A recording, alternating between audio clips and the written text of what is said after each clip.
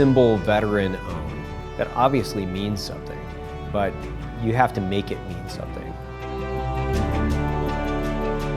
When I get up in the morning and I think about the tasks on hand, most of what continues to push me forward is making sure that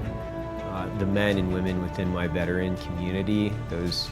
still with us and those that have fallen, would be proud of what we put together. The ethical responsibility that I have as a CEO and founder of the company is I have to create opportunity for